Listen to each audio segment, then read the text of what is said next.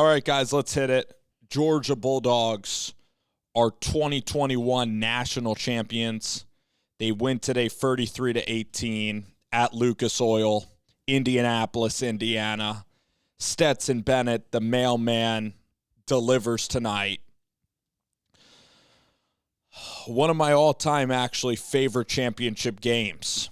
You know, you look at Georgia's defense, and they have great players. This is a great Georgia team from top to bottom. You have Zamir White, Zeus White's on this team. You have Dalvin Cook's brother on this team, so that's a great running back tandem. You have Brock Bowers, one of the best tight ends that I've ever seen play college football, and he's only a true freshman, so knock on wood for good health. The potential of Brock Bowers in not only college but the professional NFL level, this guy could potentially be one of the greatest tight ends to ever play. He just has that about him. He's had one of the greatest freshman seasons, probably the greatest freshman season from a tight end in the history of football, is Brock Bowers. This Georgia defense, I mean, the linebacking core, you know, you have Nakobe Dean. Who else do you have on that linebacking core? Nolan Smith from Savannah, Georgia. One of my favorite interviews in all of college football is Nolan Smith, Nakobe Dean. This Jordan Davis on the defensive line is one of the best. You know, Wyatt's on that defensive line. Louis Cine as a safety, 4-star safety. Louis Cine is a special kid. Had to move families from Boston or born in Haiti, Boston, then goes to Texas, and he's had an incredible journey, and he's just a great, unique player and just a really fun player, like even to watch these guys get interviewed. But you hear Nakobe Dean, and, you hear Nolan Smith, Cine, Walker. This Georgia defense is unbelievable. And you look at this coaching staff that Kirby's put together. He recruits his ass off, Kirby Smart. He adds Todd Monken. He gets rid of Jim Chaney. And put it this way, this Georgia defense is an all-time great defense. And then you have linebackers coach Glenn Schumann, who's the next up-and-coming great college football coach. You have Dan Lanning, who's going out to Oregon, and everybody who watches this channel knows what I think about Coach Lanning. You have a great wide receiver coach that is now getting poached by LSU. So you have Schumann, Dan Lanning, Scott Cochran, who was the strength and conditioning coach at the University of Alabama for so many years. He's a legendary strength and conditioning coach with Nick Saban. Will Muschamp is on this staff. Will Muschamp, one of the great defensive coordinators ever, was an all-right head coach, but as a defensive coordinator, he is as elite as it gets. Will Muschamp. So this Georgia team had all the ingredients of a national champion. They were the best team all year long. When Arkansas went into Athens, they got their ass beat. When Georgia played Florida and it was a 6-point game before the half, Nakobe Dean pick six, several other pick sixes like Adam Anderson. Game changed immediately. They win big. Auburn.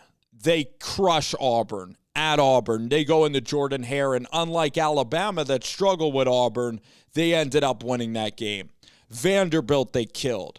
Clemson, they set Clemson back. This was when Clemson, too, with not Clemson fully healthy, opening game in Charlotte.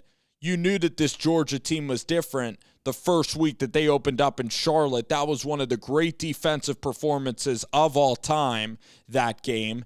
They beat Vanderbilt. They were up 70-0 on Vanderbilt. And I know that people are going to say Vanderbilt, it's always Vanderbilt. When they were doing that, I was texting people, this team is just unfair, or this team is on another level. This Georgia team was on another level.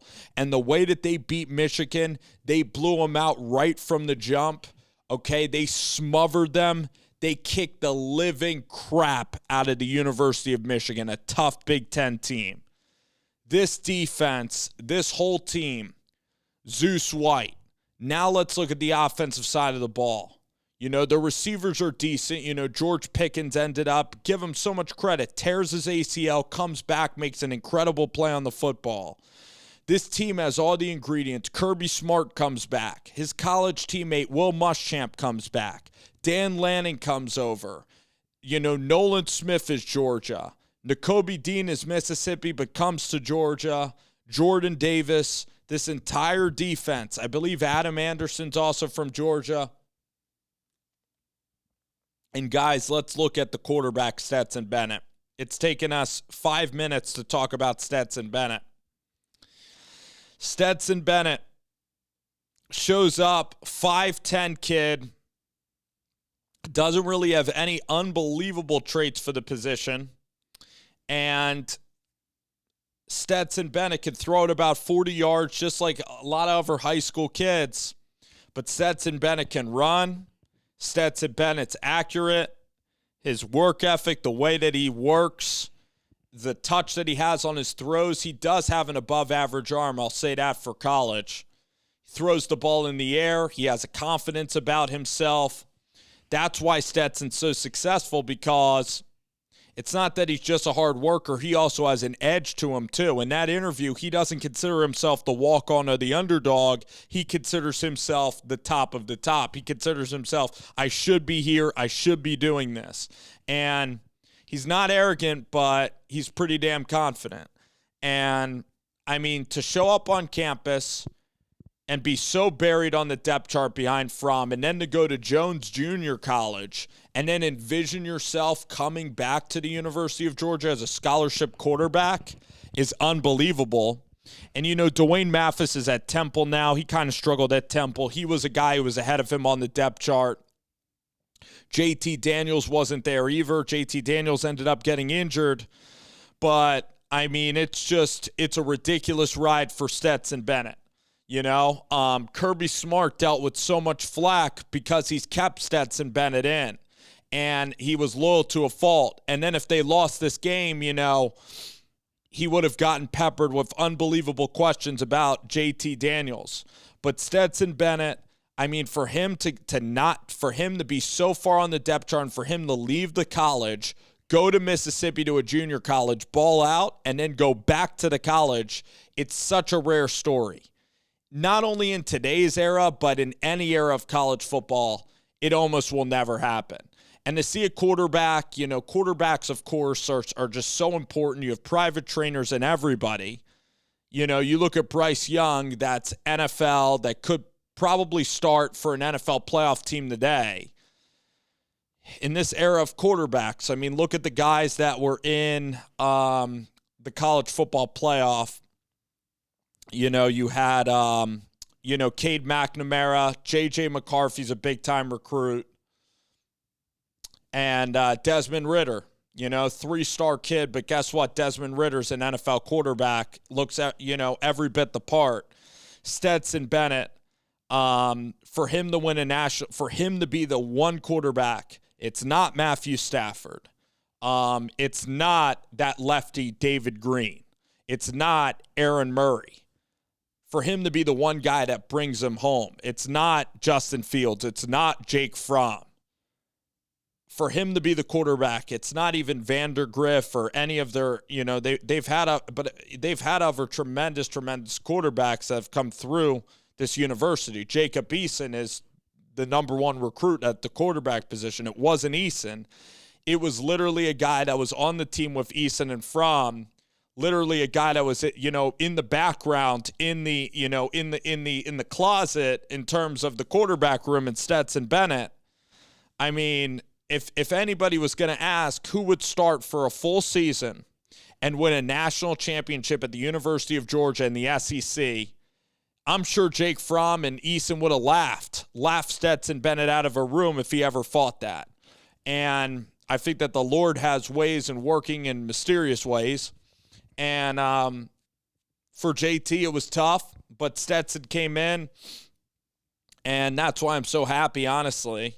Because I look at Alabama and listen, the Georgia fans, I'm not necessarily a Georgia football fan. I didn't grow up in the state of Georgia. They're usually a powerhouse team. This team, the Jake Fromm year, he was a freshman. I didn't necessarily want to see a freshman win it all. I thought the Tua story was just as cool with Tua and Jalen Hurts.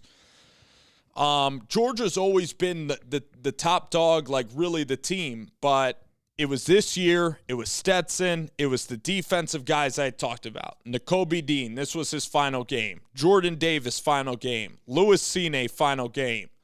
Or maybe he's going to be there next year. But, it was all these guys. It was their final games. Dan Lanning, final game. And this defense is one of the great defenses that I can ever say I could ever watch. And they deserve to be the national champions. You look at this Bama team, right?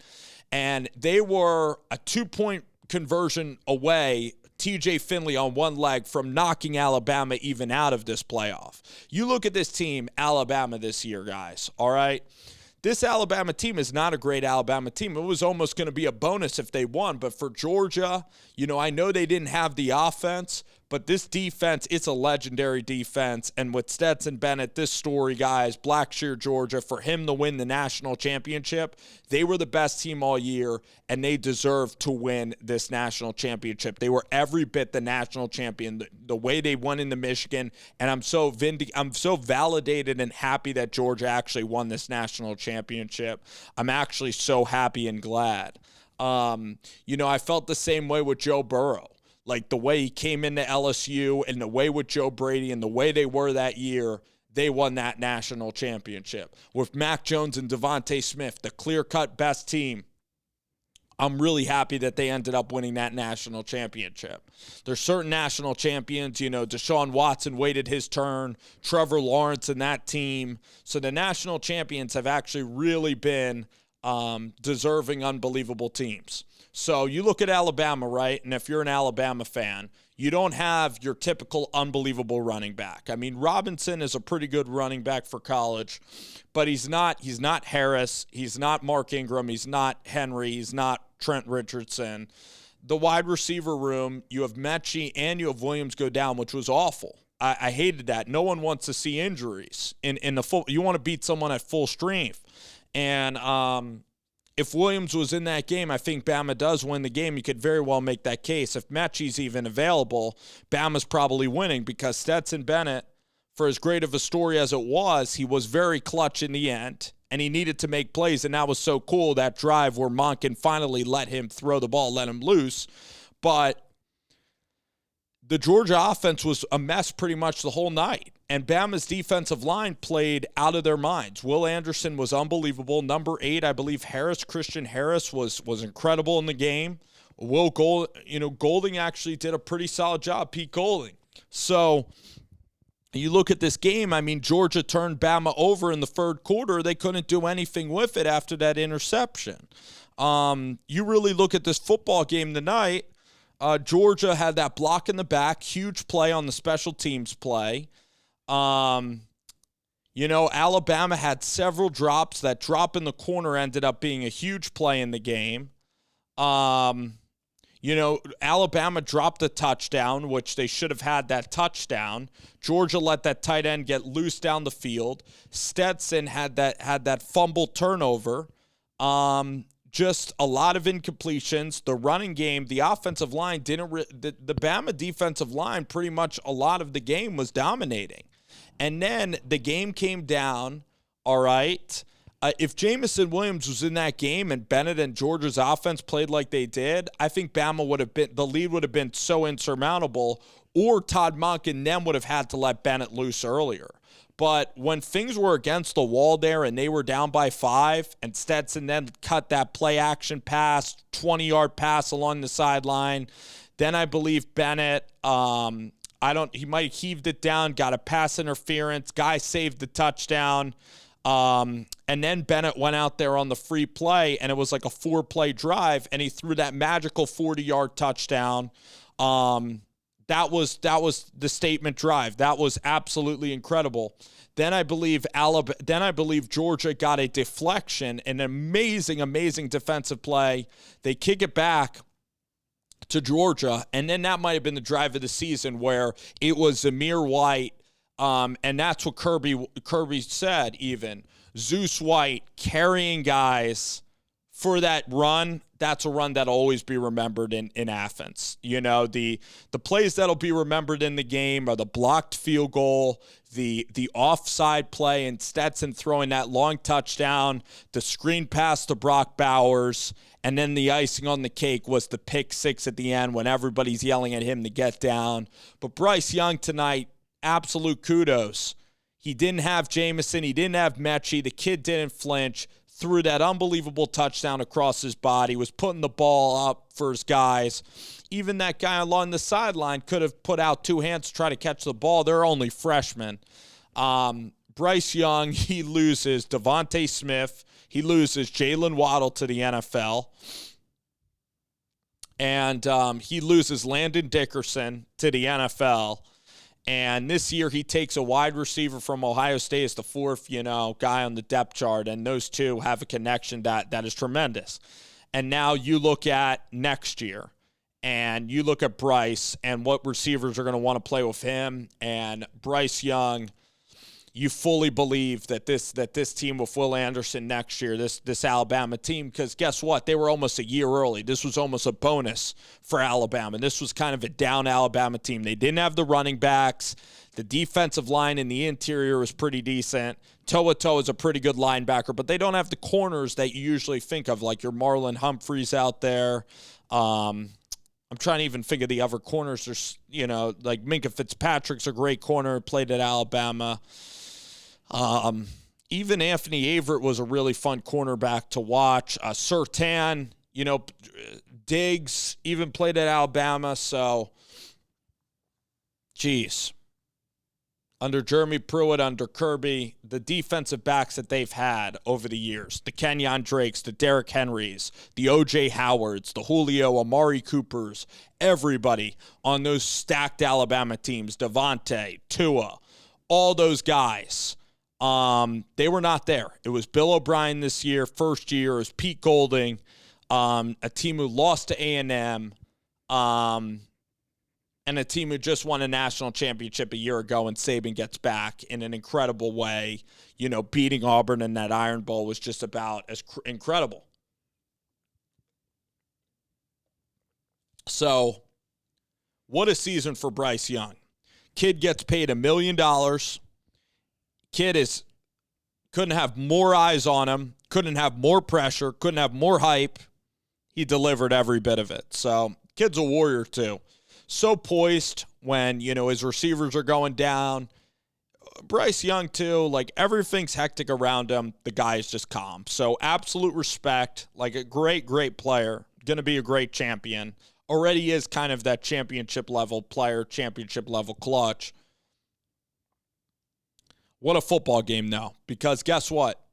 Alabama had Bryce Young. They had Will Anderson. They had a couple of great defensive players. But as a team, the Georgia team was more talented. The defense of Georgia is better. The running backs are better. The wide receivers tonight were just as good as the Alabama kids. The tight end is better.